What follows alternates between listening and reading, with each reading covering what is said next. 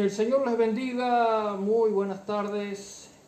Damos gracias a Dios por estar acá con nuestros hermanos, Pastor Julio Tomasino, su esposa y todos los hermanos de acá de la iglesia.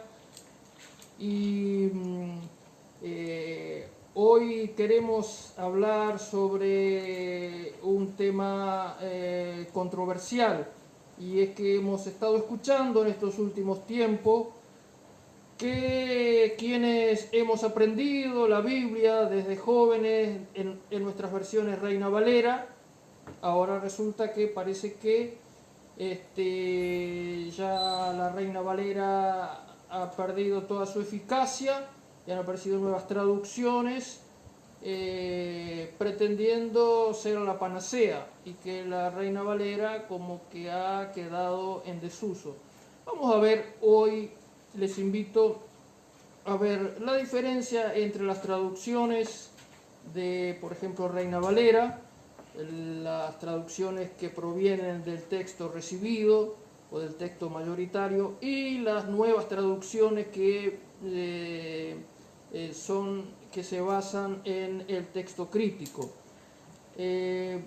Antes de eso les quería presentar este libro que hemos, por la gracia de Dios, hemos publicado la semana pasada, y bueno, ya está a la venta. Se llama Religiones, Humanismo y Posmodernidad, que por la gracia de Dios el Señor nos ha permitido escribir, y acá usted encontrará sobre los mormones, testigos de Jehová, Nueva Era, adventistas, catolicismo romano, islamismo, budismo, en fin. Y al final tiene algo sobre ideología de género, todo esto del LGTB,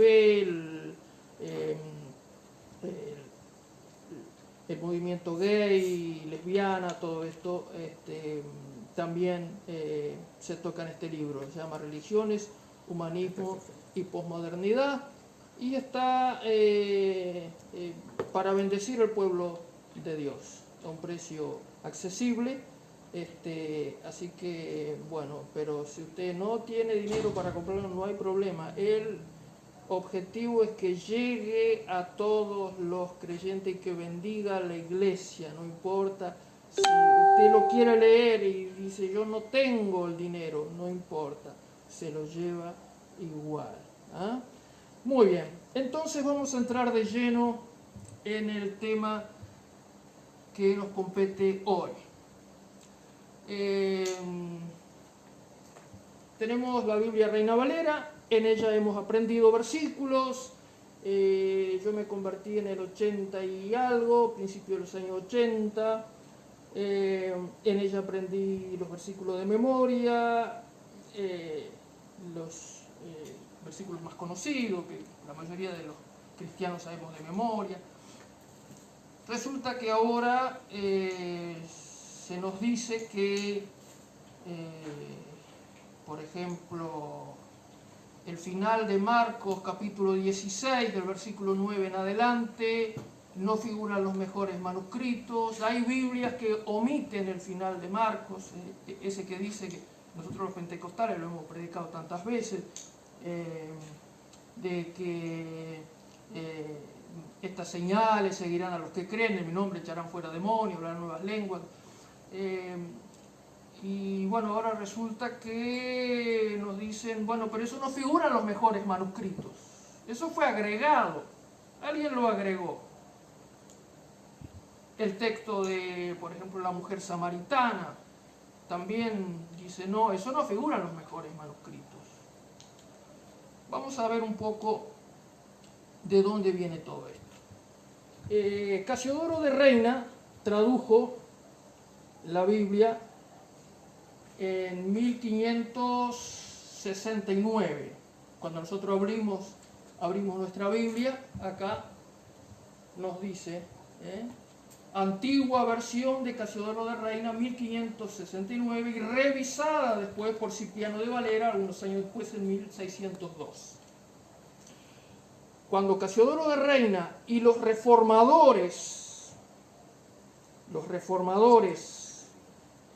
empezaron a traducir la Biblia a los idiomas del pueblo, porque en aquella época la Biblia solamente estaba en latín y no se permitía que la Biblia estuviera traducida al idioma vulgar, como se le llamaba en aquella época. No podía estar ni en español, ni en inglés, ni en alemán, ningún idioma, solamente en latín.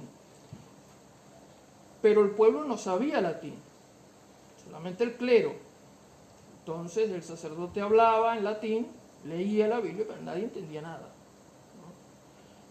Y era prohibido, la Biblia no se podía traducir a los idiomas vulgares, como se le decía en aquella época. Pero la Reforma, Lutero puso énfasis en la sola escritura, ¿no? Por ejemplo, entonces puso énfasis en que la Biblia tenía que llegar a todos, todos tenían que conocer la palabra de Dios. Bueno, Lutero la traduce al alemán, Casiodoro de Reina, que era un fraile católico español, abraza la Reforma cuando llega la Reforma, él abraza la Reforma, y eso le cuesta de que es expulsado, tiene que irse de España, y él también quiere traducir la Biblia al español, y traduce en 1569 la Biblia, que es lo que nosotros le llamamos popularmente la Biblia del oso. Se llama la Biblia del oso, la primera traducción de 1569. ¿Por qué se llama la Biblia del oso? Porque en la tapa tenía un oso chupando miel, ¿verdad? Por eso se llama la Biblia del oso, por la figura que tenía en la tapa, un oso chupando miel. Esa fue la primera Reina Valera que salió en 1569. ¿verdad? Entonces, cuando Casiodoro de Reina, bueno, en esa época no era Reina Valera, era solamente de Casiodoro de Reina, porque Cipriano de Valera la tradujo la revisó algunos años después. Entonces, ¿de dónde sacaron el material para traducir tanto Lutero como Casiodoro de Reina? También se tradujo la Biblia al inglés, que es la famosa King James, la Biblia del Rey Jaime, que es la Biblia en inglés, que es como la Reina Valera nuestra. Los hermanos de habla inglesa usan principalmente la King James, la Biblia del Rey Jaime. Y bueno, todos esos reformadores empiezan a traducir la Biblia. Pero ¿de dónde sacan el material para eso?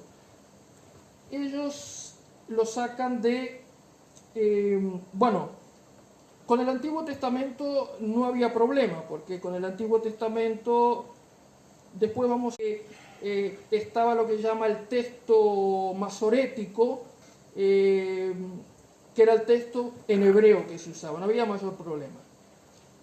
El problema estaba con el Nuevo Testamento. Entonces Casiodoro de Reina, Lutero, toda esa gente que tradujo en la época de la Reforma, usa para el Nuevo Testamento lo que se llama el textus receptus,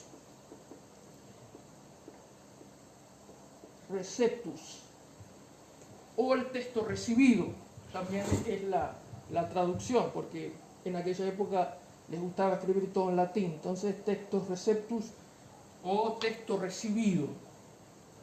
¿Qué es el texto recibido? El texto recibido es toda una colección de manuscritos que había del Nuevo Testamento, muchos manuscritos, que se habían conservado en lo que se llama el texto bizantino. El texto bizantino. Del texto bizantino es que se toma el textus receptus, el texto recibido. ¿Qué era el texto bizantino? El texto bizantino eran manuscritos, era una familia lingüística, ¿no?, que se conservó en Bizancio, ¿no? Por eso se llama texto bizantino, se conservó ahí. Porque en lingüística hay familias lingüísticas, ¿no? Entonces, de esa familia lingüística del texto bizantino se toma la base para el Textus Receptus. ¿Qué es el Textus Receptus? El Textus Receptus es toda esa colección de manuscritos que habían copiados a mano, fragmentos de libros, en algunos casos fragmentos de libros del Nuevo Testamento, de evangelios, de epístolas, en otros casos libros enteros, que se recopila para formar un solo texto, ¿eh? Y ese texto se imprimió, porque no se olviden que por esa época se inventa la imprenta. Antiguamente, todos esos manuscritos que había que copiarlos a mano. Entonces, si un rey, por ejemplo, dice, bueno, yo quiero que me hagan 100 Biblias, quiero 100 Biblias, había que juntar 100 copistas, y por lo general había alguien dictando, iban copiando a mano. Pero cuando se inventa la imprenta, entonces ahora se podía imprimir los libros en la imprenta. Entonces, un hombre, un holandés que se llamaba Erasmo de Rotterdam. ¿Qué hace Erasmo? Junta todos esos manuscritos del Nuevo Testamento que se habían conservado en el texto bizantino. ¿Por qué se llama texto bizantino? No porque había un solo texto, había muchos textos, muchas cartas, pero eran de una familia lingüística, ¿eh? El texto bizantino. Entonces, de ese texto bizantino toma Erasmo, toma esos manuscritos de Lucas, de Mateo, de Marcos, de las epístolas, junta por ahí había un manuscrito, yo que sé, que estaba a la mitad de una epístola, por ahí estaba otra, y por ahí había una epístola entera, por ahí había un evangelio entero. Entonces junta toda esa cantidad de manuscritos y forma su texto griego, ¿no? Y lo imprime Erasmo de Rotterdam. Antes no, antes era escrito a mano, ahora está impreso. Entonces Erasmo de Rotterdam les dice, bueno, señores, si ustedes quieren traducir la Biblia, bueno, del Antiguo Testamento no hay problema porque tienen el texto masorético, pero del Nuevo Testamento acá tienen todo el Nuevo Testamento impreso. Por eso se llama texto recibido. ¿Por qué? Porque ellos recibieron, los traductores recibieron ese texto del Nuevo Testamento. ¿Por qué? Porque Erasmo de Rotterdam recopiló de toda esa cantidad de manuscritos y lo imprimió, ¿no? Y ahí tenemos la base que tenía Casiodoro de Reina para traducir el Nuevo Testamento, y Lutero y todo. Traduce de lo que se llama el Textus Receptus, el texto recibido. Bueno, el texto recibido fue la base por muchos años de todas las traducciones bíblicas. Todos los que iban a traducir tomaban el texto recibido, ¿no? Y traducían el Nuevo Testamento, ¿no? Pero ¿qué pasa? En el siglo XIX se descubren dos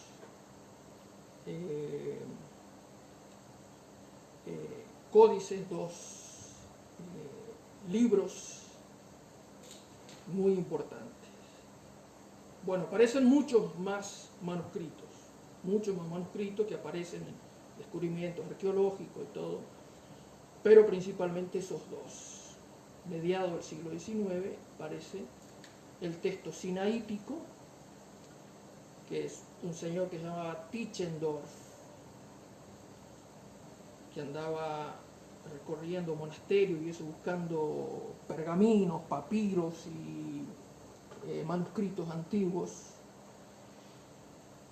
Y fue al monte Sinaí, que había un monasterio de monjes católicos en el monte Sinaí, 1840 y pico. Entonces descubre unos documentos antiguos, que la mayoría de los monjes eran analfabetos, no sabían leer, estaban para quemarlos. Él descubre esos documentos, se los lleva para estudiar y descubre que esos documentos era nada más nada menos que una Biblia. Y el Nuevo Testamento estaba en griego y que tenía una antigüedad tremenda. Hacen el procedimiento para ver de qué fecha y se descubre que es más o menos del siglo IV después de Cristo. Esto es muy antiguo. También aparece lo que se llama el Códice Vaticano, se llama así porque apareció en una biblioteca, no sabe cómo apareció, en el Vaticano. Estuvo por ahí años y se lo descubrió. Entonces aparecen esos dos manuscritos. El Códice Sinaítico, que se le llama así porque apareció en el monte Sinaí, en ese monasterio en el monte Sinaí, y el Códice Vaticano. Esos dos son de una antigüedad muy grande, son de alrededor del siglo IV después de Cristo. Entonces, esos dos manuscritos, por ejemplo, no contienen la última parte de Marcos, no contiene el pasaje de la mujer samaritana y algunas otras partes. Entonces, a partir de ahí, los traductores de la Biblia desechan el texto recibido, el que tenía Casiodoro de Reina, y dice, este texto ya no sirve para traducir. Porque han aparecido mejores manuscritos, dice. Y el texto recibido, el texto receptus, ya está perimido, ya no sirve para traducir. Entonces la crítica textual, esa disciplina que estudia los manuscritos, todo eso se llama crítica textual. Es una disciplina que se llama crítica textual. La crítica textual empieza a desacreditar el texto recibido, el texto receptus, el que tenía Casiodoro de Reina. Dice, esto no sirve para traducir. Entonces, algunos críticos textuales comienzan a utilizar otros manuscritos, pero la mayor parte de la base seguía siendo el texto recibido, pero en algunas partes decía no. Por ejemplo, la última parte de Marcos, desde el versículo 9 en adelante, no hay que ponerlo, porque no aparecen los mejores manuscritos. Dice, no aparece ni en el Sinaítico ni en el Vaticano. El pasaje de la mujer samaritana tampoco, y otros pasajes.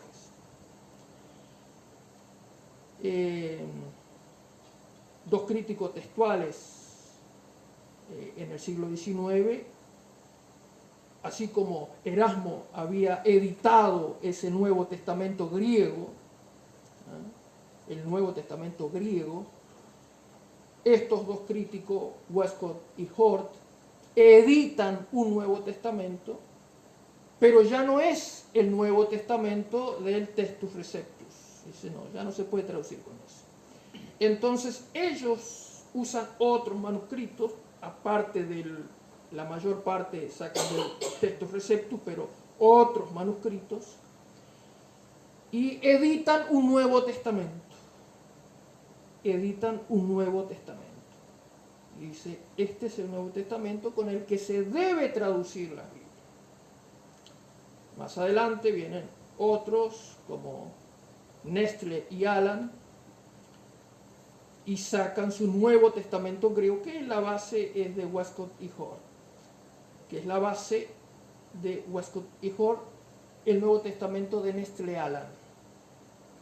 Si nosotros vamos a sociedades bíblicas, pedimos un Nuevo Testamento griego, nos van a vender el de Nestle Aland, no nos van a vender el texto Receptus, porque solamente en internet se lo puede encontrar. En internet te ponen Textus Receptus en internet y hay gratis para bajarlo, pero en las librerías ya nadie vende el Textus Receptus porque ha caído en descrédito.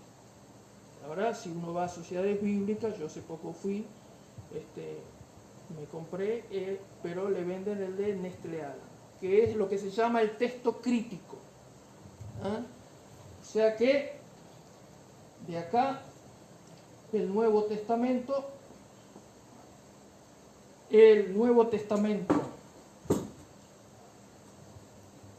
que tradujo Casiodoro a Reina se tradujo del Textus Receptus.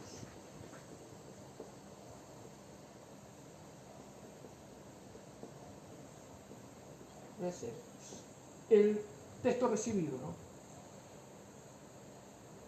Ahora, las Biblias de ahora no usan el Textus Receptus, usan lo que se llama el texto crítico.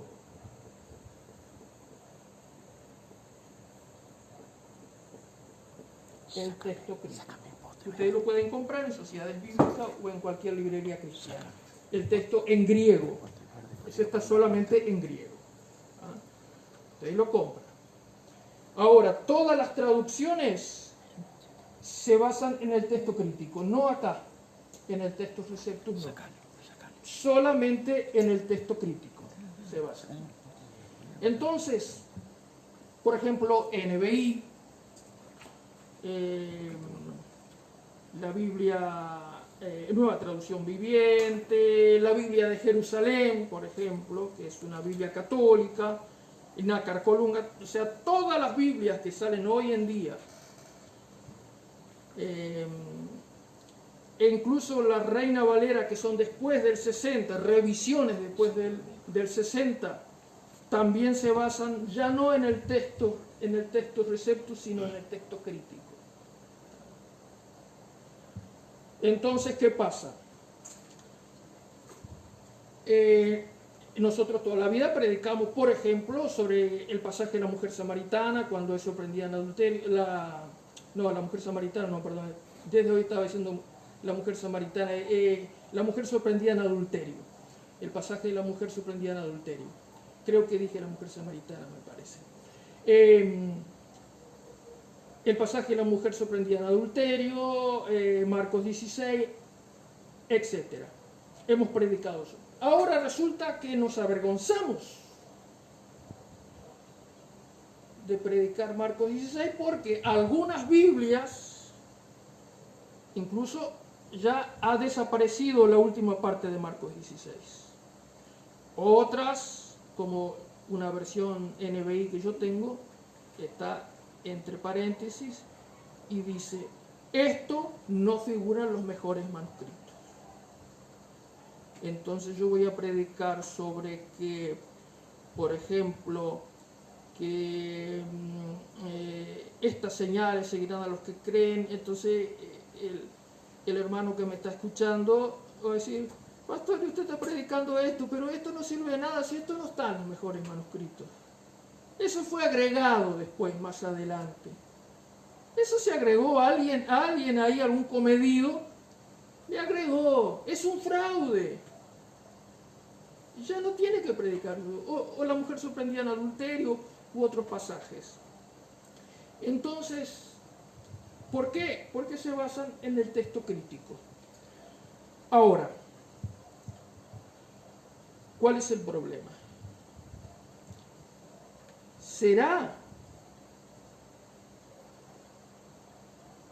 que alguien agregó cosas al texto bizantino o al Textus Receptus? ¿O será que alguien le quitó al texto crítico? los defensores del texto crítico van a decir no. ¿Por qué? Porque los manuscritos que nosotros tenemos son mejores, porque son del siglo IV. Y los manuscritos que tenía Casiodoro de Reina para traducir la Biblia son los más, la mayoría del siglo X, siglo IX, siglo X, muy tardíos. Eran muy tardíos. Porque estos manuscritos que se encontraron en el Códice Sinaítico y el Vaticano están escritos en mayúsculas. ¿Por qué? Porque hasta el siglo IV más o menos se escribía de esa manera en griego. Se escribía sin espacio y todo en mayúscula. Es lo que se llama el periodo uncial. El periodo uncial porque uncial quiere decir mayúscula. Entonces, cuando se encuentra un texto antiguo, todo escrito en mayúscula, se está ante un texto muy, muy antiguo. Los textos que tenía Casiodoro de Reina eran en minúscula, porque ya para esa época, siglo IX, siglo X, empezó a escribir en minúscula. Entonces dice, sí, pero los textos que tenía Casiodoro de Reina eran muy malos. Los del texto crítico son textos muy antiguos. Ahora, ¿no podría ser que el Textus Receptus, si bien es cierto que los manuscritos son tardíos, pero no podrían haber sido copiados de manuscritos muy antiguos? Porque los textos, con el uso, se van desgastando y se destruyen, y hay que volver, en aquella época, volver a escribirlo a mano. Entonces, si bien es cierto que los textos que tenía Casiodoro de Reina eran muy tardíos, pero tal vez pudieron haber sido copiados, venían siendo copiados ya desde muchos siglos, de textos muy antiguos. Y hay testimonio de esto, porque en traducciones muy antiguas, por ejemplo el siglo II, años 100 y pico, unos pocos años después del Nuevo Testamento, se traduce la Biblia al siríaco, al idioma de Siria. La traducción que se conoce como la Peshita. La Peshita es una traducción de la Biblia al siríaco, a ese idioma. Una traducción muy antigua. Y este aquí, que en la Peshita aparecen esos textos que dicen que son agregados después. Pero ya en la Peshita aparecían, que es una traducción muy antigua, ya estaban. El final de Marcos, la mujer sorprendida en adulterio, todo eso, ya estaba. Más adelante, pero muy temprano también en el tiempo, se traduce la Biblia al latín culto, la Vetus Latina. La Vetus Latina, en el 100 y pico se traduce al latín, y también están esas partes que dice que se agregaron después. Más adelante Jerónimo traduce, ya por el siglo IV más o menos, traduce la Biblia al latín vulgar, lo que se llama la Vulgata. También está todo eso que dicen que fue agregado. Es decir, hermanos, que si bien es cierto que Casiodoro de Reina tenía para traducir su Biblia manuscritos tardíos,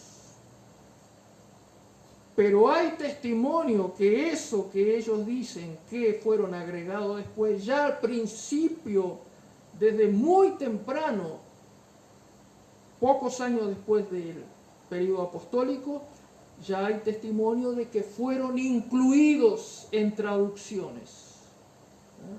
O sea que ya los cristianos de esa época conocían esos manuscritos.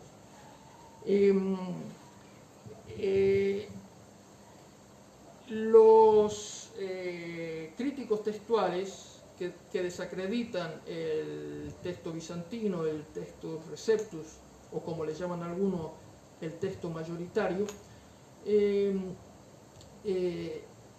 dicen que ese texto, el texto bizantino, dicen ellos, la hipótesis de Westcott y Hort dicen que en Antioquía de Siria se hizo una tramoya ahí para agregar esas cosas y que escribas arreglaron ese texto, el texto sirio, que después se llamaría texto bizantino. Entonces, estos críticos dicen que de esta familia de manuscritos está corrompida, esta familia lingüística, esta familia de textos está corrompida. Y ellos prefieren traducir de lo que ellos le llaman, allá por el siglo XIX, empezaron a llamar el texto neutro. ¿Por qué le llaman neutro? Porque dicen que hay un texto que se llama el texto alejandrino, por la ciudad de Alejandría en Egipto, que ahí esa familia esa familia lingüística, esa familia de manuscritos, es la más fiel, por eso le llaman neutro. ¿Por qué? Porque no tiene ni adicciones ni se le han sacado cosas. Entonces dice, es la familia de manuscritos que es más cercana a lo que escribieron los escritores del Nuevo Testamento. Porque, como sabemos, no existe ningún original, o sea, no existe ningún escrito de Pablo, de Mateo, lo que existen son copias. Entonces dicen ellos desechan el texto bizantino y se inclinan por el texto alejandrino. De Alejandría, ¿no? Ciudad de Egipto. Dice el texto alejandrino. Es mejor, es superior, dice. Es neutro, es decir, que está más cerca del texto original que escribió Mateo, Pablo, Lucas, en fin. Sin embargo, hermanos, en Alejandría fue la cuna de grandes herejías. Por ejemplo, la primera herejía que surgió a principios del cristianismo fue el gnosticismo. El gnosticismo que decía que Jesucristo no había venido en carne. Por eso Juan escribe ahí y dice, hijitos, probad los espíritus. Todo aquel espíritu que no confiesa que Jesucristo ha venido en carne es del anticristo. ¿Quiénes eran los que decían que Jesucristo no había venido en carne? Los gnósticos. Esa falsa doctrina, el gnosticismo, fue lo que causó una gran conmoción al principio del cristianismo. Los hombres de Dios tuvieron que lidiar con eso, con esa herejía, que ya el Señor se había dicho que vendrían falsos maestros, no es algo nuevo. Entonces, el gnosticismo que decía que era una mezcla de filosofía griega con misticismo oriental, decía que el espíritu es bueno y que la materia es mala. Entonces Dios había hecho solamente lo espiritual, lo material Dios no había hecho. Entonces era imposible que Jesucristo hubiera venido en carne. Entonces ellos decían, no, Jesucristo no vino. El espíritu reposó sobre el hombre Jesús de Nazaret, pero antes de ser crucificado se retiró de él. O sea que Jesucristo, todo ese pasaje que dice ahí, ese versículo, que dice aquel verbo se hizo carne y habitó entre nosotros, ellos no lo aceptaban. Entonces ellos decían que Jesucristo no había venido en carne. La mayoría de las herejías surgen en Alejandría. Qué casualidad que el texto alejandrino es el preferido para traducir ahora las Biblias.